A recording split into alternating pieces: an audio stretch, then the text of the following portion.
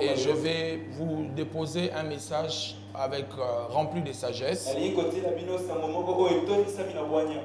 Ça fait un moment, on a essayé un peu de laisser la sagesse de côté, mais nous révélons. Actes des Apôtres, chapitre 23. Acte 23. Je lis pour vous à partir du premier verset. Paul, le regard fixé sur les Sanhédrin, dit: hommes et frères, c'est en toute bonne conscience que je me suis conduit jusqu'à ce jour devant Dieu. Les souverains sacrificateurs, Anania ordonna à ceux qui étaient près de lui de les frapper sur la bouche. Alors Paul lui dit: Dieu te frappera, miraille blanchie. Tu es assis pour me juger selon la loi, et tu violes la loi en ordonnant qu'on me frappe. Ceux qui étaient près de lui dirent: tu incites le souverain sacrificateur de Dieu. Et Paul dit: je ne savais pas, frère, que c'était le souverain sacrificateur. Car il est écrit: tu ne parleras pas mal du chef de ton peuple. Verset 6, c'est ce qui nous intéresse. Et le verset suivant. Paul, sachant qu'une partie de l'assemblée était composée des Sadducéens et des Sadducéens et l'autre des pharisiens, s'écria dans les Sanhédrins: hommes et frères, je suis pharisien, fils de pharisiens. C'est à cause de l'espérance et de la résurrection de mort que je suis mis en jugement. Car quand il dit cela, il s'éleva une vive discussion entre les pharisiens et les Sadducéens. Et l'assemblée se divisa, car les Sadducéens disent qu'il n'y a point de résurrection et qu'il n'existe ni ange ni esprit. Tandis que les pharisiens affirment les deux choses. Amen. Amen. Alors prenons rapidement aussi 2 Pierre. 2 Pierre chapitre 1er. 2 Pierre chapitre 1er, quelqu'un a trouvé? Est-ce que quelqu'un a trouvé? Si vous avez trouvé, dites Amen. Je lis pour vous 2 Pierre chapitre 1er, le verset 5. La Bible dit: à cause de cela même, faites tous vos efforts pour joindre à votre foi la vertu. À la vertu, la connaissance. À la connaissance, la maîtrise de soi. À la maîtrise de soi, la patience. À la patience, la piété. Amen. Amen. Gloire au Seigneur. Quelqu'un dit Amen bien. Ce soir, je vais partager avec vous un message que j'intitule de la foi à la sagesse. Donc, de la foi à la sagesse. Comment vivre par la foi et atterrir par la sagesse ou dans la sagesse. Quelqu'un me dit Amen bien. Amen. Alors, la foi et la sagesse sont des éléments importants de la vie chrétienne. On ne peut pas diviser la foi et la sagesse. Mais chaque élément est très important pour aider les chrétiens à bien vivre sur la terre. Sans la foi, il est impossible d'être agréable à Dieu. Et tout ce que vous demandez à Dieu, Dieu vous l'accorde par la foi. C'est pour cela que les Saintes Écritures disent: tout ce que vous demanderez, si vous croyez dans votre cœur et vous ne doutez point, ces choses vont arriver. Donc la foi est la monnaie du royaume de Dieu. Dans le royaume de Dieu, on n'achète pas les choses avec l'argent comptant. Dans le royaume de Dieu, on achète les choses avec la foi. C'est la foi qui te permet d'acheter les choses. C'est la foi qui te permet d'obtenir les choses. Alors, dans la vie chrétienne, si vous n'avez pas la foi, rien ne peut marcher dans votre vie. La caractéristique de la vie chrétienne, c'est la foi. C'est pour cela même quand on parle de la foi, on présente la foi comme la chose qui est la fondation entre les chrétiens et le Christ. Et lorsqu'on parle de l'apostasie, on parle de quelqu'un qui a abandonné la foi. Une personne qui abandonne la foi, c'est une personne qui abandonne Dieu. Pourquoi? Parce que Dieu, on ne le voit pas. On ne le verra pas sur la terre. Et pour croire Dieu, il faut avoir de la foi. C'est la foi qui te permet de croire Dieu. C'est la foi qui te permet de comprendre l'existence de Dieu. C'est la foi qui fait que tu sois chrétien. La Bible dit nous sommes sauvés par la foi. Non. Par la grâce au moyen de la foi. Et tout ce que nous obtenons dans la vie chrétienne, Dieu ne peut pas le faire en dehors de la foi. Mais seulement ce que vous devez comprendre, la foi n'est pas la dernière chose ou la seule chose. Ce n'est pas la seule chose de la vie chrétienne. La foi, elle est importante. Mais au-delà de la foi, il y a des choses que nous devons ajouter pour notre quotidien, pour notre vie et pour bien vivre sur la terre. C'est vrai, la Bible déclare: mon juste vivra par sa foi. Oui, mais on peut aussi vivre, pas seulement par la foi, mais on peut aussi vivre par la sagesse. C'est pour cela dans les textes de Pierre,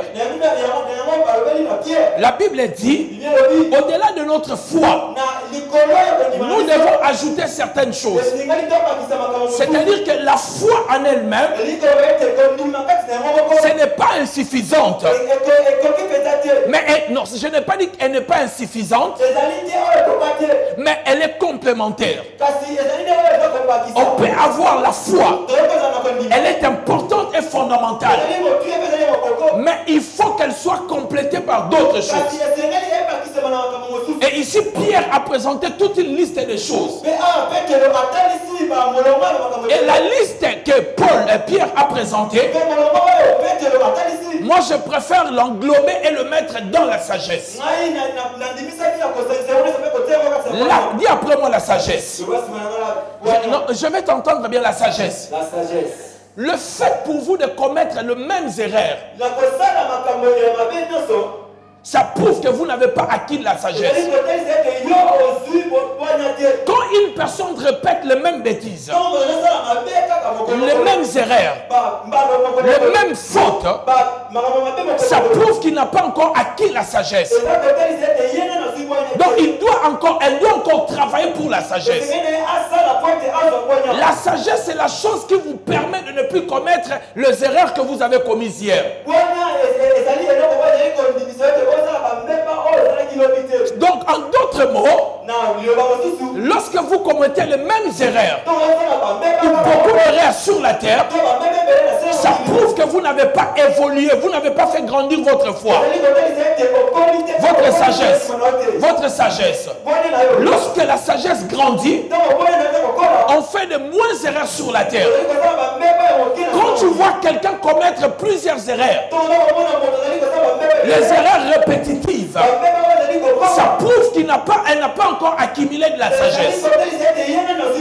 La sagesse, c'est cette capacité qui vous permet petit à petit de faire de moins d'erreurs sur la terre. Vous n'aurez jamais de problème d'argent. Vous n'aurez pas de problème d'argent, ni de problème de mariage.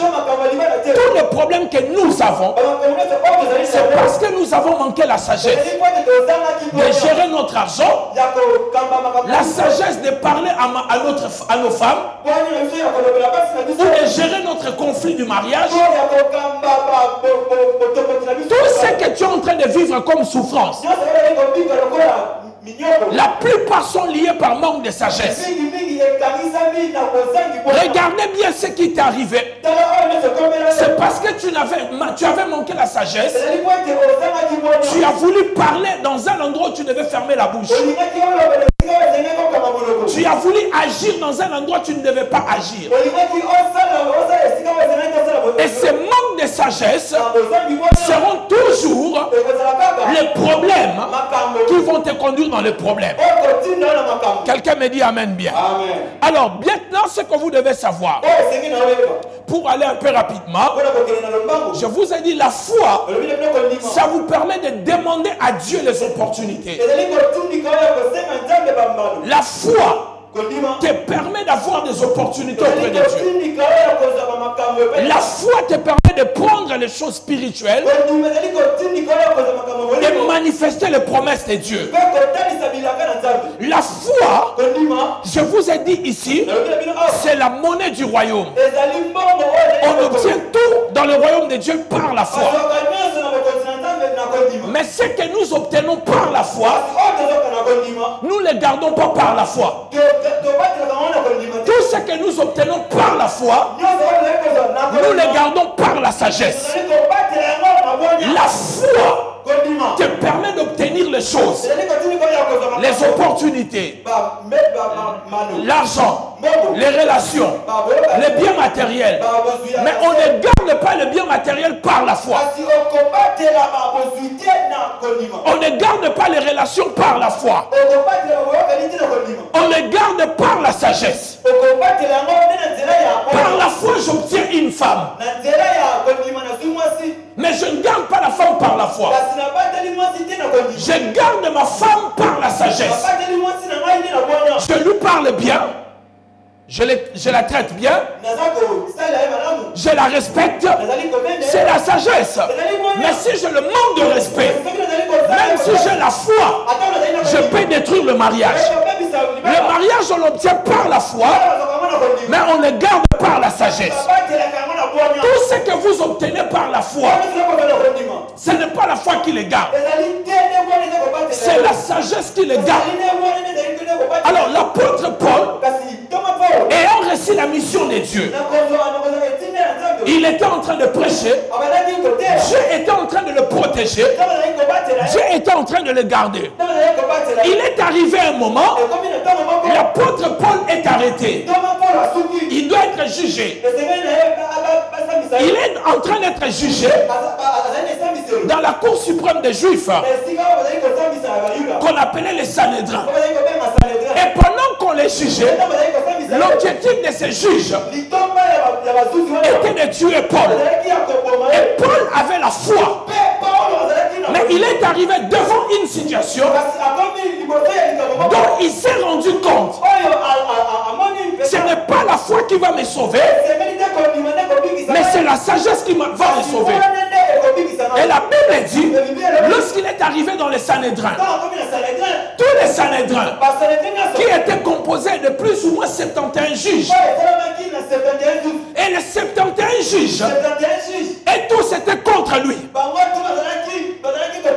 Et lorsque Paul a regardé, étant lui-même dans le judaïsme, bien avant, il connaissait bien que les Sanhédrins étaient composés d'un groupe de Sadducéens, d'un autre groupe de pharisiens. Suivez-moi, les Sadducéens ne croyaient pas à la résurrection. C'est eux qui sont venus vers Jésus pour poser la question à Jésus. Maître, dis-nous, un homme était marié avec sa femme. Il est mort. Il n'a pas laissé des enfants. Or, la loi de Moïse dit, celui qui est mort qui n'a pas laissé des enfants, son frère doit épouser sa femme pour faire des enfants dans l'héritage de son frère. Il a dit, cela s'est passé avec 7 hommes. 7 hommes qui sont passés avec cette femme, les 7 frères de la même famille. Et tous ils sont morts et personne n'a laissé des enfants. Il voulait maintenant attraper Jésus. Il voulait attraper Jésus pour montrer à Jésus que la résurrection n'existait pas. Et ils ont dit à Jésus, au jour de la résurrection, tous les 7 hommes-là ont connu une seule femme. Mais quand ils vont ressusciter, cette femme-là sera la femme de qui? Donc il voulait montrer montrer à Jésus, il n'y a pas de résurrection. Parce que si et tous ressuscitent, et tous vont réclamer une seule femme. Jésus leur dit, vous ne comprenez ni la puissance, ni les enseignements de Dieu. À la résurrection, nous serons comme des anges, asexués. Ah non, nous n'aurons pas de sexe. C'est-à-dire qu'on n'aura pas besoin de mariage au jour de la résurrection. Alors c'est les Sadducéens qui ne croyaient pas à cela. Comme je vous disais, Pierre dit, au-delà de votre foi, vous devez ajouter certaines choses. Mais Paul a regardé. Il avait la foi. Mais il a dit, si je continue par la foi, ils vont m'arrêter, ils vont me tuer. Qu'est-ce qu'il a fait? Il se lève au milieu. Il dit, même homme frère, je suis pharisien. Je crois à la résurrection. Qu'est-ce qu'il a fait? Il a créé le trouble entre les deux parties. Les deux parties étaient unies. Il a dit, si je ne les divise pas, ils vont se liguer et tous contre moi. Il y a un point de discordance qui sépare ces deux groupes. C'est la résurrection. Alors lui qui n'était plus un pharisien, il dit, je suis pharisien, je crois à la résurrection. C'est pour cela qu'on m'a arrêté. Et qui était ligué, qui avait fait un bloc, ils se sont divisés, ils se sont déchirés. L'autre groupe des pharisiens, ils ont dit ceci, mais peut-être cet homme, il a vu un ange ou un esprit qui l'a parlé. Ils ont commencé à débattre avec leurs frères qui étaient dans le même groupe. Du coup, on a attaqué Paul, ils ont laissé Paul, ils ont commencé à se disputer entre eux. C'est ce qu'on appelle la sagesse. Paul est passé de la foi à la sagesse. S'il était resté seulement dans la foi, il pouvait être arrêté, tué, mais il a compris, on peut commencer par la foi et vivre par la sagesse. Beaucoup d'entre vous, Dieu nous donne les opportunités par la foi, mais les opportunités, on ne les garde pas par la foi. Si Dieu te donne les opportunités, c'est ta foi, ta vie de prière qui crée ces opportunités. Mais pour qu'elles demeurent, c'est pas la foi, c'est la sagesse. Comment gérer cela? Quelqu'un me dit amen bien. Combien d'entre vous, vous avez prié Dieu, demandé à Dieu des choses, il vous les a données, mais parce que vous avez manqué de la sagesse, vous avez détruit toutes les relations. Dieu t'a donné des relations d'argent, mais tu aimes colporter et tu as perdu les relations parce que la foi ne protège pas les opportunités. C'est ta sagesse qui va protéger tes opportunités. Dis après moi, de la foi. De la foi à la sagesse. Encore de la foi à la sagesse. Alors pourquoi beaucoup de gens perdent les opportunités qu'ils ont reçues par la foi? Premièrement, la précipitation. La précipitation peut détruire les choses que vous avez obtenues par la foi.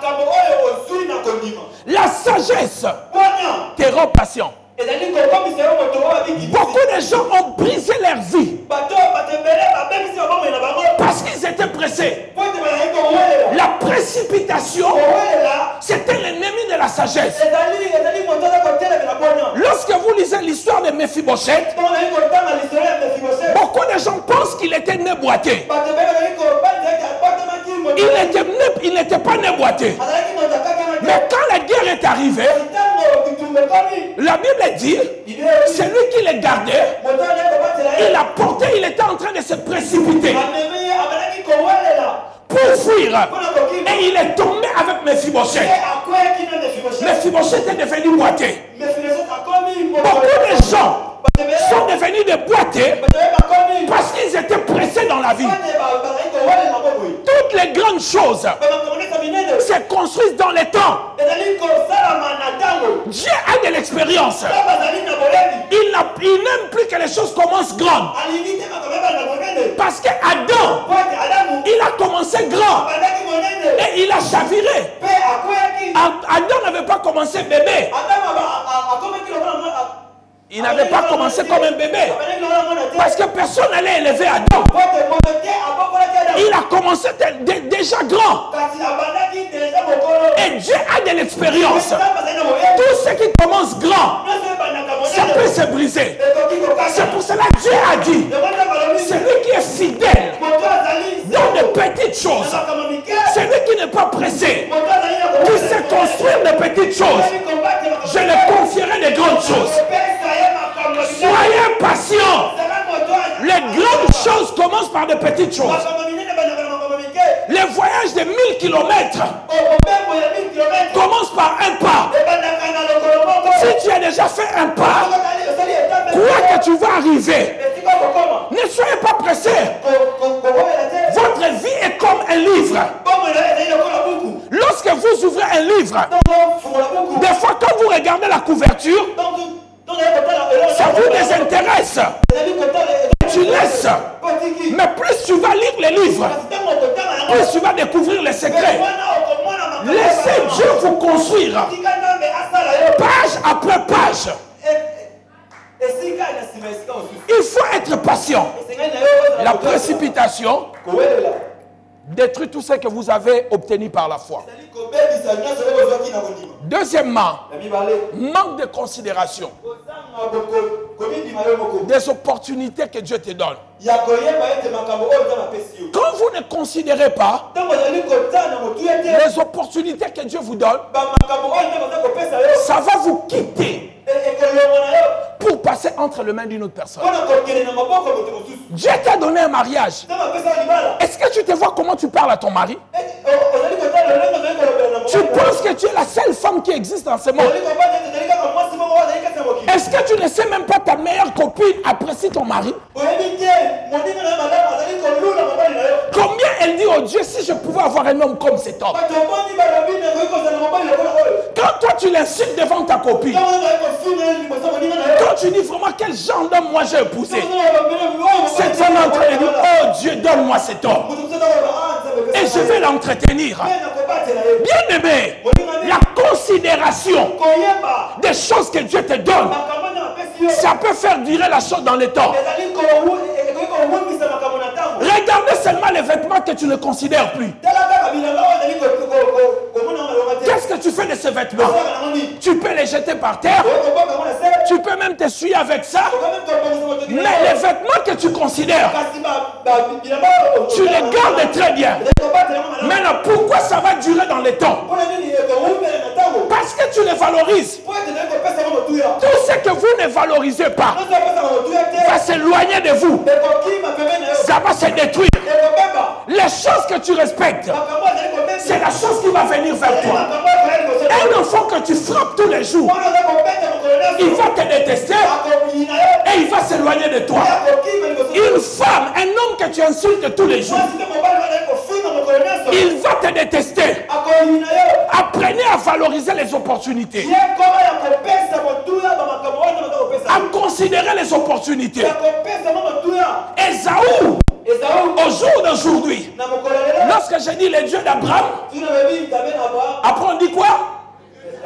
Après le Dieu d'Isaac.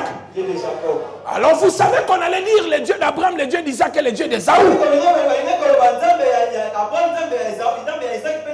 Mais à cause de la stupidité d'Ésaü, manque de considération des droits d'aînesse, lui qui était l'aîné, il n'a pas considéré ce que Dieu lui avait donné. Beaucoup d'entre vous ici, vous demandez à Dieu des choses, mais vous ne valorisez pas déjà ce qu'il vous a donné. Vous ne savez même pas dire merci à Dieu pour le souffle de vie. Toute la semaine là, je suis en jeûne. pour remercier Dieu. Pas seulement pour demander, mais pour remercier le Seigneur. Quand je m'arrête, je regarde les gens de mon âge. Ils n'ont pas tout ce que moi j'ai. Quand je regarde ce que Dieu m'a donné, je ne regarde pas les gens qui me dépassent. Je regarde les gens que moi je dépasse. La gratitude commence. La gratitude. Matondi, la gratitude. La gratitude commence lorsqu'on ne regarde pas ce qu'on manque, mais lorsqu'on regarde ce qu'on a déjà. Lorsqu'on ne regarde pas les gens qu'on dépasse, mais lorsqu'on regarde les gens que nous dépassons. C'est en ce moment-là que la gratitude commence. Beaucoup d'entre vous, vous ne remerciez pas Dieu pour les 2 mains que vous avez, pour les 2 pieds que vous avez. Considérez déjà ce que Dieu vous a donné. C'est alors qu'il va ajouter. Vous dites que vous avez perdu la voiture. Tu as perdu la montre. Mais la montre, je peux acheter une autre. Même si tu as perdu la montre, tu as perdu la voiture. Mais remercie Dieu pour les enfants. Les enfants ne les remplacent pas. Si tu perdais un enfant, même l'argent ne va pas les remplacer. Mais la voiture, je peux me battre. Et je peux remplacer la voiture. Soyez un cœur rempli de gratitude. Ayez la considération. Ayez un cœur de remerciement. C'est ainsi que tu vas continuer à vivre les opportunités de Dieu. Quelqu'un me dit Amen bien. Amen. Un Amen plus fort que ça. Amen. Je dis un Amen plus fort que ça. Amen. Un Amen plus fort que ça. Amen. Alléluia. Amen. Alléluia. Amen. La considération. Laissez-moi vous dire quelque chose rapidement. Rapidement, j'ouvre une parenthèse. Elle va être fermée rapidement. Elle va être fermée rapidement. Vous devez savoir, lorsque vous priez Dieu, ce sont des erreurs que j'ai faites dans ma vie. Dieu, donne-moi l'argent. Dieu, donne-moi l'argent. Dieu me donne $10 000. Ce n'est pas la foi qui va faire que cet argent devienne 1 million. C'est la sagesse de ce que je ferai de cet argent-là. Si je ne multiplie pas cet argent, je n'ai pas la sagesse de l'investir. Même si c'est $100 000, même si je mange $100 tous les jours, au bout d'un moment, je n'aurai plus rien. L'erreur avec nous, les pentecôtistes, lorsqu'on reçoit l'argent par la foi, on ne demande pas à Dieu la sagesse pour multiplier l'argent. On croit que Dieu par la foi va encore donner $10 000 prochainement. Tu crois que tu es le fils unique de Dieu, hein? Il n'y a que toi que Dieu va commencer à donner. Les autres n'ont pas besoin. Dieu te donne, mais de la sagesse. Amen. On ne mange pas l'argent qu'on reçoit par la foi. On ne mange pas le fond. On mange les bénéfices. Le problème avec toi, Dieu t'a donné par la foi le fond.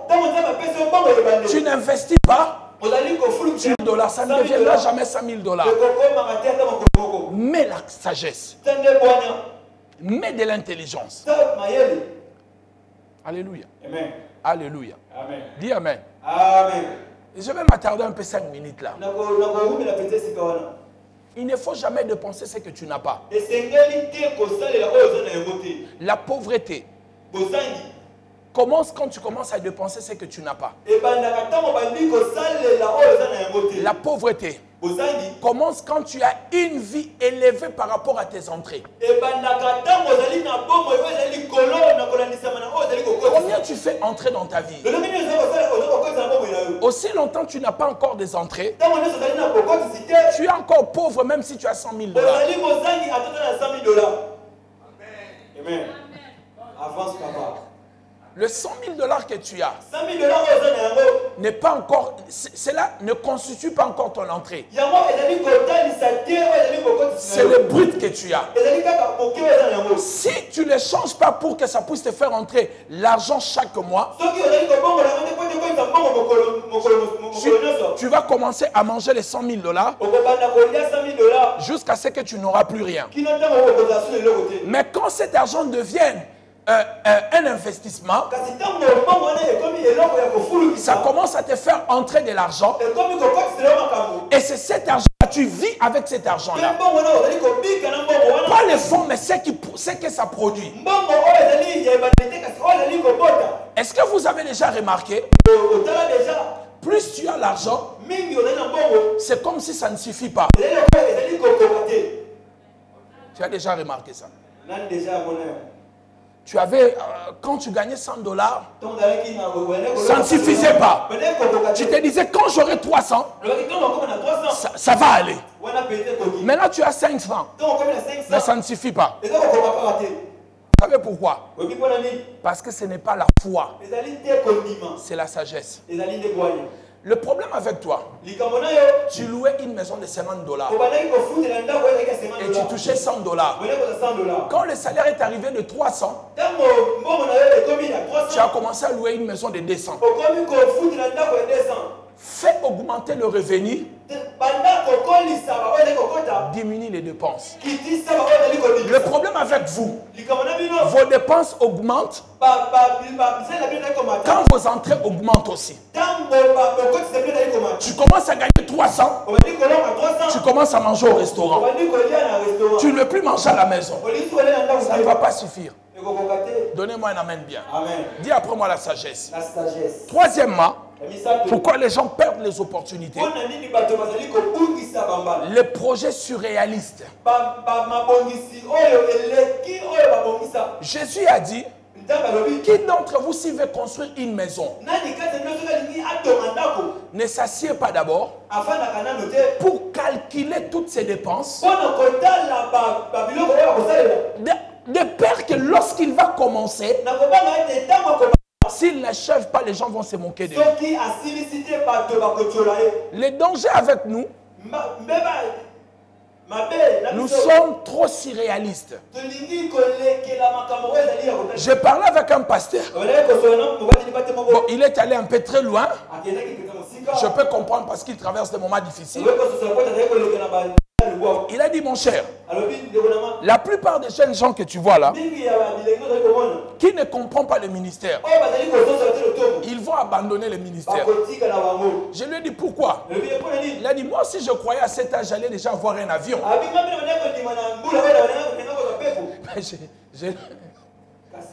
Je n'ai même pas un toit. Un toit, je n'ai même pas un toit. J'ai dit, mais pourquoi tu dis ça? Il a dit, mais les erreurs de nos pères. Ils nous disaient, recevez par la foi. Tu seras millionnaire. Je croyais aussi. Mais je ne savais pas qu'il y avait des choses que je devais faire. Donc, comprenez, les choses ne se font pas seulement par la foi, mais mettez de la sagesse. J'ai vu même un jeune homme écrire sur Facebook. Et ils ont commencé avec ceci. Nous, on aura des jets dans 5 ans. J'ai regardé ce jeune homme, j'ai dit, il croit vraiment Dieu est son petit frère, son grand frère. C'est-à-dire, après Dieu, c'est son cousin. On va voir ça dans 5 ans s'il aura ça. Dis amen bien. Amen. Le projet surréaliste ne nous permet pas de saisir les opportunités. Un jeune homme est venu te voir, il vient de finir ses études. Il travaille à l'Ecobank. Il gagne 500 $. Il vient t'épouser. Tu le regardes. Tu dis, tu as la Jeep. Tu habites ma campagne. Alors, vous connaissez la publicité là de Vodacom? C'est que ce papa-là disait, tu es venu épouser ma fille. Est-ce que tu habites à ma campagne? Est-ce que tu as une Jeep? Est-ce que tu pars en Europe? Il a dit, et alors, Qu'est-ce que tu es venu faire? Le projet surréaliste de papa. Il va faire passer sa fille à côté de l'opportunité du mariage. Un homme est venu t'épouser. Il a un petit salaire. Toi, tu as dit non, moi je veux des gros salaires. C'est le projet surréaliste. Tu risques de passer à côté de l'opportunité. Quelqu'un me dit amen bien. Amen. Les opportunités, on peut les saisir seulement lorsqu'on est réaliste. Lorsqu'on sait saisir les opportunités, on sait réfléchir. On peut dire, je peux commencer petit et devenir grand. Moi, je suis propriétaire aujourd'hui. Mais je n'ai pas commencé ma vie comme propriétaire. Je dormais au salon de quelqu'un. Pire encore, je dormais d'abord à l'église. Je dormais sur les banderoles de l'église. J'ai commencé à habiter chez les gens. J'ai dormi chez quelqu'un. Mais aujourd'hui, j'héberge les gens chez moi. Parce qu'il y a la loi de la progression. Tu dois commencer quelque part. Ne soyez pas trop surréaliste. Les opportunités viendront à toi. Lorsqu'on te dira $200, tu dis non, moi je suis licencié. Moi j'ai un master. Non, commence d'abord là. Peut-être à l'intérieur. Les gens vont voir ton intelligence. Et on va te surclasser. Soyez réaliste. Le surréalisme détruit beaucoup de vies. J'entendais un jeune homme, un de mes petits. Il m'a dit, grand frère, moi, si on me donne une maison à Bumbu et louer à Gomé, je préfère louer à Gomé que d'avoir ma propre maison à Bumbu. Le projet surréaliste. Vous comprenez? Beaucoup d'entre vous, vous avez eu l'argent. Tu pouvais acheter les terres ici à $2000. Mais tu t'es dit non, moi je préfère louer à Gomé. Mais si l'argent de Gomé là, tu pouvais déjà construire ta maison à Mitendi ou je ne sais pas moi quelque part. Mais comme tu avais des projets surréalistes, tu n'as pas pu saisir les opportunités. Lorsque tu n'es pas réaliste, tu ne saisiras pas les opportunités. Et tu vas vivre dans l'utopie. Je serai grand. Je deviendrai grand. Je serai grand. Jusqu'à 45 ans, tu vas voir, tu es encore chez vous. Tu commences à enlever les sûrs. Tu enlèves les sûrs. Et tu restes réaliste. Tu dis non, maintenant, même après l'aéroport, je vais aller habiter. Et pourquoi tu vas attendre que ça soit trop tard pour que tu commences à bien réfléchir? Dis amen bien. Amen. Une étude a été faite. Une étude. La conclusion, elle était: les hommes commencent à devenir riches qu'après 40 ans. Et on a posé la question pourquoi. Ils ont dit parce qu'entre 18 ans et 35 ans, ils pensent qu'ils ont le temps pour jouer. C'est comme beaucoup d'entre vous. Devenez des réalistes. Un jour, mon fils est né. Il avait commis une bêtise. Je voulais laisser la bêtise passer. Je me suis rendu compte, si je laisse cette bêtise passer, je ne serai pas toujours avec lui. Il ne va pas apprendre. Je l'ai fait asseoir. Je lui ai dit des choses dures. Les choses qui le faisaient mal et il a pleuré. Et à la fin, je lui ai dit, tu vois des choses ici, ça ne t'appartient pas. C'est à moi. Tu n'as pas travaillé pour avoir une chaise ici. Donc si tu ne veux pas mettre l'intelligence dans ta tête, tu t'attends que ce que mon père fait, c'est pour moi. Tu es en train de t'embrouiller. Il a pleuré et il a pris la conscience de la vie. Des fois, il faut aider les gens à descendre un peu. Vous êtes trop surréaliste et vous ne saisissez pas les opportunités. Quand je lui achetais sa voiture, lui-même il prenait sa voiture. Il travaillait la nuit jusqu'à 23h. J'ai dit ça c'est bien. Il a compris la vie. Je ne serai pas avec lui tout le temps. Je ne serai pas là tout le temps pour acheter son pain. Devenez des réalistes. Arrêtez de rêver. Descendez sur la terre. Un jour ton père ne sera pas là. La famille de ton père viendra prendre toutes ces maisons-là. Étudie. Obtiens un diplôme. Saisis les opportunités. Demande à ton père comment il fait pour gagner l'argent. Ne prends pas seulement pour aller dépenser. Parce que ces jours-là, ça sera difficile, mon cher ami. Dis amen bien. Un amen plus fort que ça. Quatrième chose qui détruit les opportunités. Mauvaise attitude. Une mauvaise attitude. Vous savez, deux fois, les opportunités viennent à vous. Quelqu'un qui vous dit bonjour. Ah, Ndeko bonjour. Hein? Tu bouges la tête. Ça te coûte quoi de dire bonjour? D'ouvrir ta bouche. Mais quand pour colporter, tu ouvres grandement ta bouche. Quelqu'un qui te dit bonjour, tu ne sais pas ce qui va suivre après son bonjour. Vous ne savez pas, il y a même des gens qui viennent à l'église qui ont leurs frères en Europe, qui observent vos caractères. Peut-être son frère cherche une femme. Il se dit, ah j'aime bien cette sœur-là. Mais on te dit bonjour. Sœur, bonjour. Hein. Bonjour. Bonjour. Ah, mais tu ne sais pas ce qu'on veut te donner. Quelqu'un me dit amen bien. Amen. La mauvaise attitude est une prophétesse de votre avenir. La mauvaise attitude détermine ce que vous aurez dans la vie. Beaucoup de portes se ferment à cause de mauvaises attitudes. Le manque de respect ferme des portes.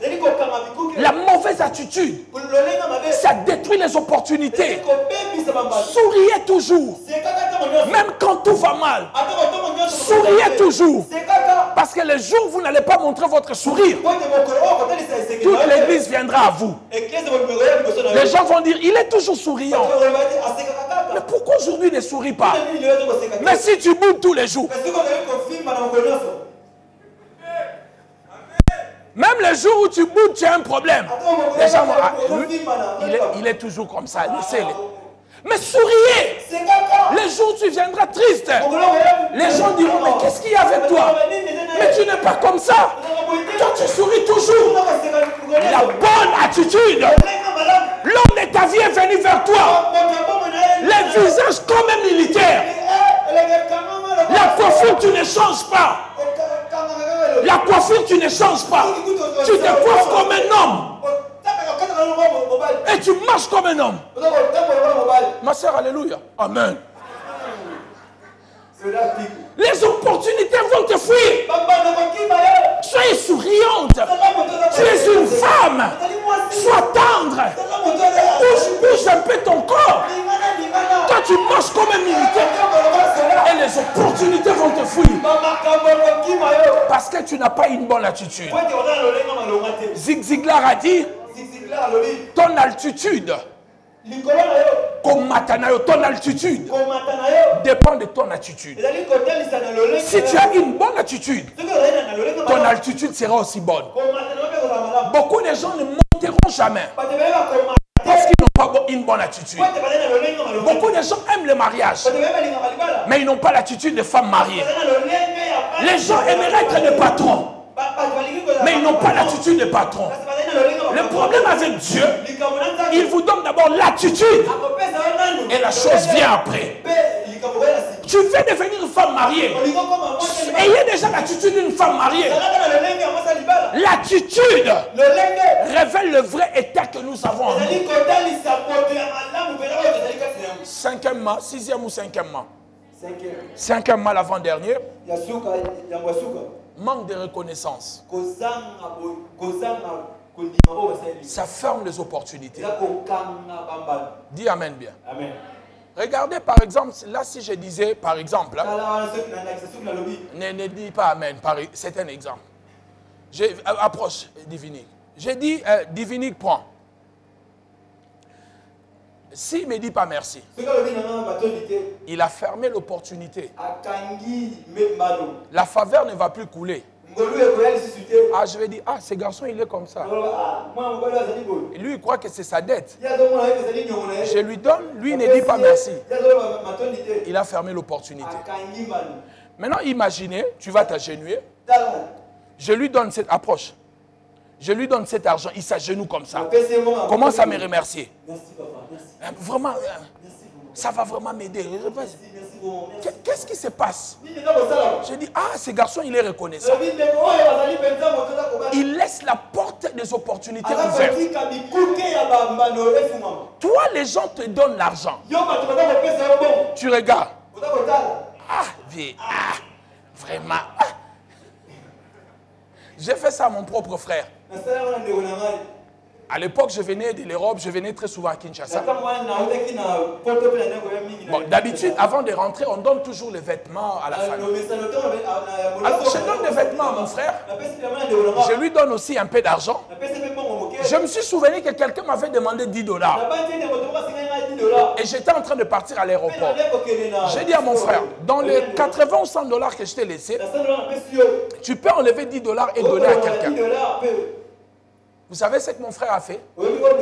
Il a pris l'argent, les vêtements que je lui avais donnés. Il a jeté ça sur les lits. Tu m'as donné déjà peu d'argent, puis tu me demandes, prends tes trucs. Je l'ai regardé. J'ai dit merci. J'ai pris mes vêtements. J'ai pris mon argent, j'ai mis dans la poche. Mes vêtements, j'ai mis dans la valise. J'ai dit merci, grand frère. Bon, moi je pars à l'aéroport. Pour qu'il sorte de la chambre. C'était comme si les mains l'avaient attaché. Moi je suis en train de partir à l'aéroport. Oh, mais donne. J'ai dit non, non, non, non. Je ne donne plus. Moi je suis le cadet. Je ne suis pas censé de t'aider. Tu es plus âgé que moi de loin. C'est toi qui es censé de faire ça pour moi. Je te donne et tu jettes. Tu n'auras plus. Il a supplié. Heureusement, j'étais pasteur. Et je leur ai dit ces choses. Mais vous savez ce qu'il a fait? Il a fermé l'opportunité. Il a fermé la porte de la faveur. Donc je me suis dit qu'il n'est pas reconnaissant. Vous savez pourquoi vous ne dites pas merci? Parce que celui qui demande, son attente est tellement élevée par rapport à celui qui vous donne. Mais or, vous ne savez pas celui qui vous donne même 10 $. Peut-être vous ne savez pas les sacrifices qu'il a fait. Mais comme ton attente est tellement élevée, vraiment, non, on ne fait pas comme ça. Dis ah dans les cœurs. Dans les cœurs, dis vraiment, mais à l'extérieur, dis-lui, ah merci, mais tu le regardes, tu dis, oh non, vraiment, merci. Mais à l'intérieur, tu dis, donc c'est comme ça qu'il faut fonctionner. Mais quand tu les révèles comme ça, la porte se ferme. Les derniers points qui ferment les opportunités. Dis après moi défaut. Défaut. Dis après moi défaut. Je vais descendre. Dis défaut. Plus fort que ça, défaut. Beaucoup d'entre vous, vous ne savez pas que vos défauts vous ont fermé des portes. Maintenant, retenez ce que je vais vous dire. C'est là où je vais clôturer. Vous n'avez pas besoin d'avoir beaucoup de défauts pour détruire votre vie. Un seul défaut suffit pour détruire vos vies. Les gens ne détruisent pas leur vie parce qu'ils ont 100 défauts. 200, 150. Un seul défaut te ferme les opportunités. Beaucoup d'entre vous, vous avez des défauts. Toi, ton défaut, tu dragues seulement les petites sœurs de tes amis.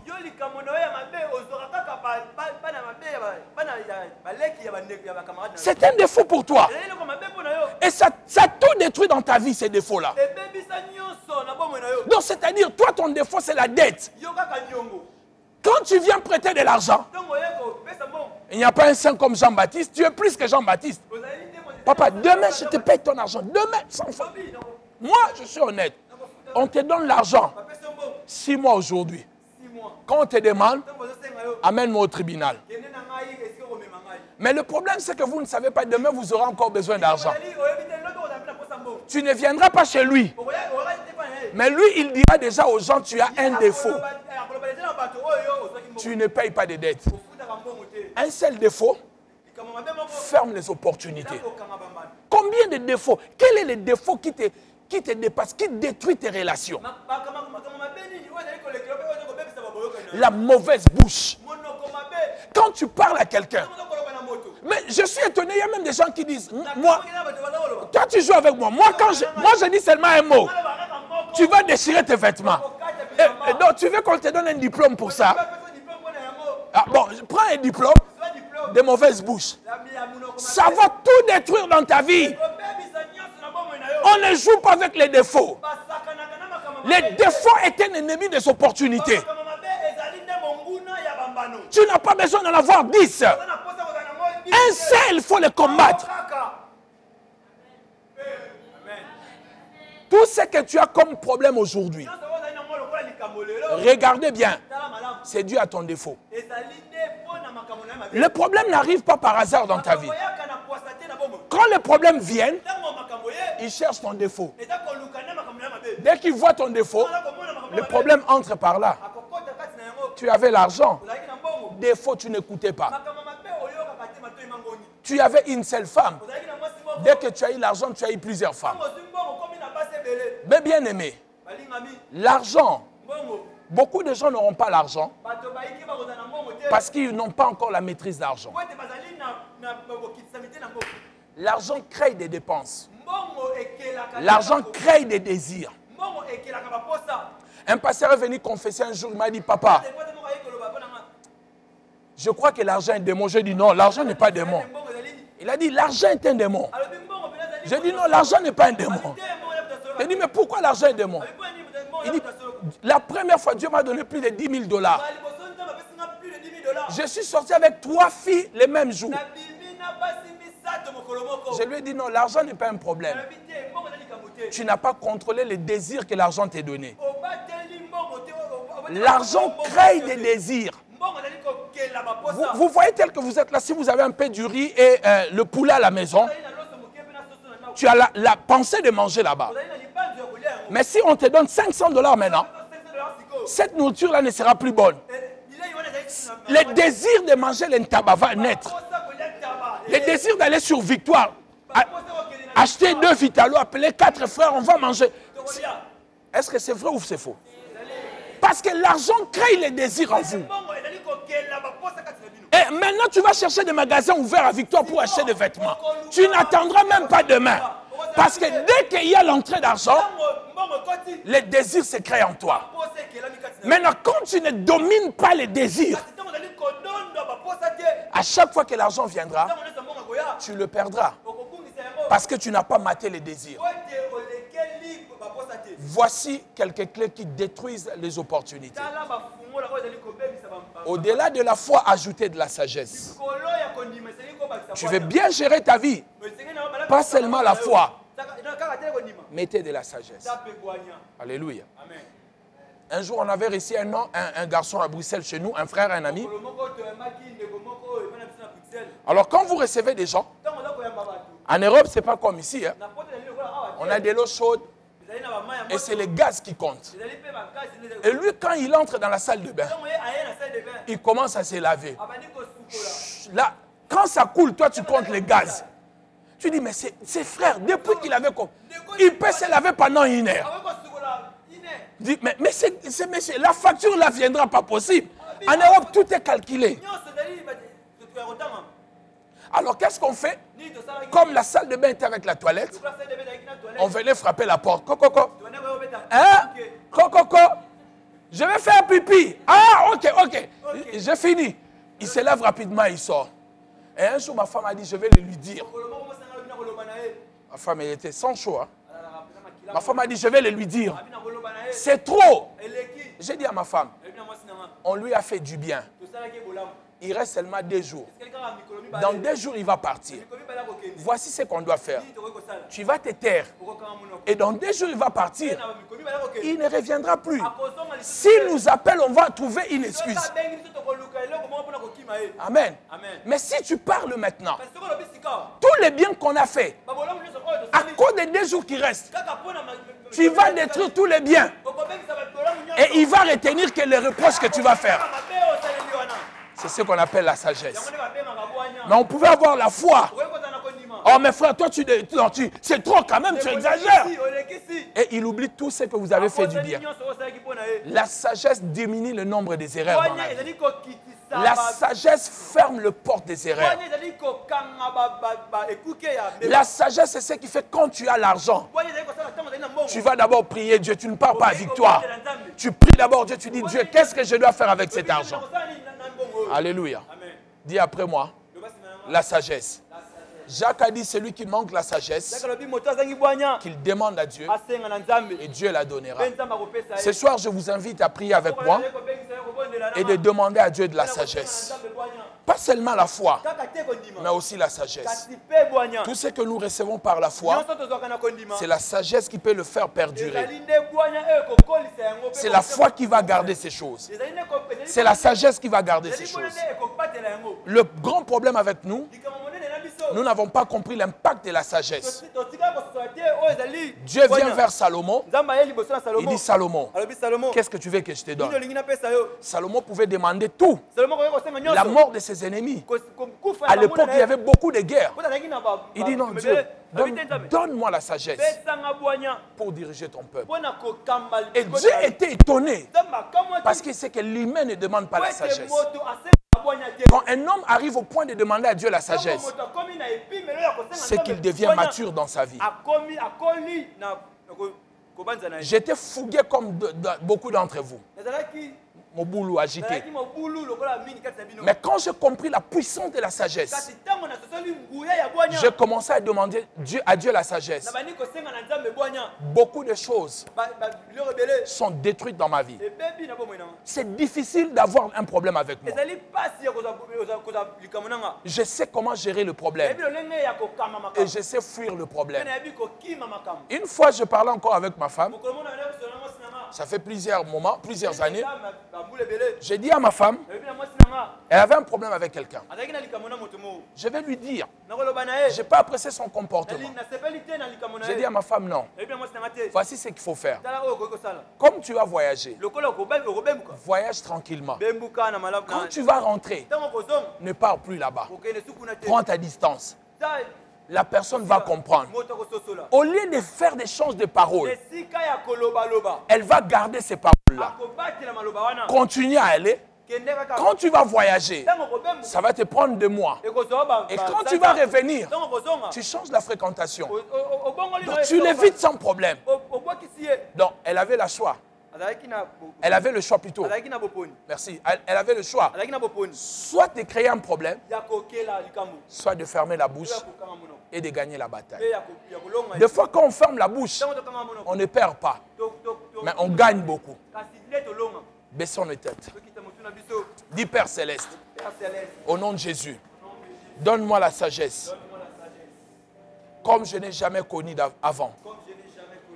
Donne-moi assez de sagesse pour gérer mon couple, pour gérer ma vie, pour gérer mes affaires, pour gérer mon travail, pour gérer tout ce que je fais. J'ai besoin de ta sagesse. Au-delà de la foi que j'ai, ajoute la sagesse. Au nom de Jésus-Christ, Fils de Dieu vivant, nous avons ainsi prié. Amen. On acclame le Seigneur. Je veux que tu acclames bien le Seigneur. Je veux que tu... Tiens-toi debout et donne-lui la gloire. Donne-lui la gloire. Je veux que tu donnes la gloire à mon Dieu. Acclame bien. Et reçois ta portion de sagesse. Amen.